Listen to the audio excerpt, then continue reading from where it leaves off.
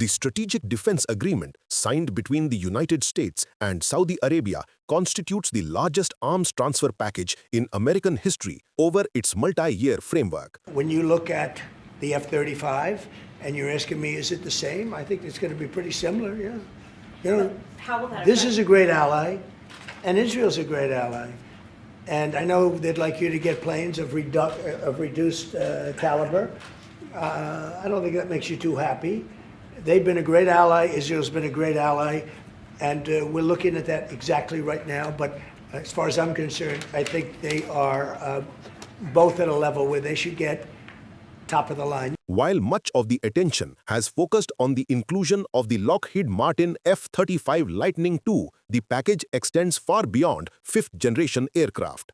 It encompasses nearly 300 M1A2S Abrams main battle tanks in the latest Saudi-specific configuration, an expanded Patriot missile defense battery package with PAC-3 MSE interceptors, terminal high-altitude area defense THAAD systems, advanced precision-guided munitions, and a comprehensive upgrade program for the Royal Saudi Air Force's existing F-15 fleet.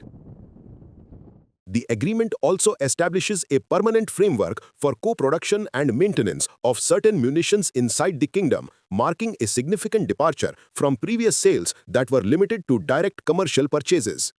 The M1A2S Abrams variant, destined for Saudi Arabia, incorporates the Trophy Active Protection System, improved depleted uranium armor, and enhanced thermal sights optimized for desert environments. Saudi forces have operated earlier Abrams models since the 1990s. Approximately 400 M1A2 units were delivered in phases beginning in 1993, and several dozen saw combat during the intervention in Yemen from 2015 onward. Those engagements revealed vulnerabilities to anti-tank guided missiles employed by Houthi forces, resulting in documented losses and captured vehicles. The new M1A2S configuration directly addresses these shortcomings through active protection and upgraded fire control systems, providing the Saudi ground forces with a platform that can operate effectively against Iranian-supplied missile threats proliferating across the region. For the United States, the package serves multiple strategic imperatives under the current administration. It generates immediate revenue and sustained production lines for prime contractors at a time of budgetary pressure on the Department of Defense, while reinforcing the principle of burden sharing that President Trump has consistently emphasized. And I want to thank you because you've agreed to invest $600 billion into the United States. And because he's my friend, he might make it $1 trillion, but I'm going to have to work on him.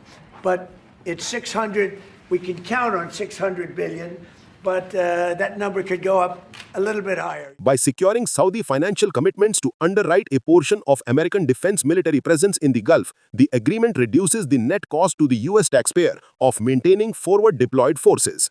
The designation of Saudi Arabia as a major non-NATO ally, formalized concurrently with the arms package, grants Riyadh privileged access to certain categories of weaponry and technology previously restricted, and it streamlines future foreign military sales procedures. This status aligns Saudi Arabia more closely with treaty allies in practical terms without requiring Senate ratification of a mutual defense pact. In the broader Middle East balance, the transfer materially alters the conventional deterrence equation.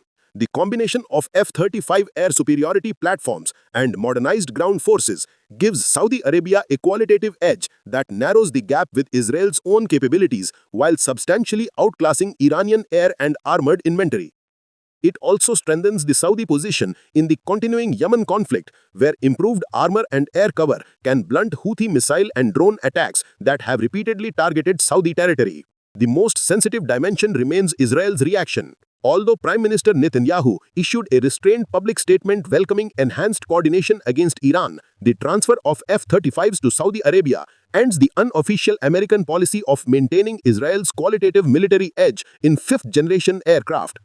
On the Saudi-Iranian axis, the package consolidates a de facto Sunni Arab bloc backed by overwhelming American hardware. It signals to Tehran that escalation, whether through direct attack or proxy warfare, will encounter a far more capable Saudi military supported by real-time US intelligence and logistics.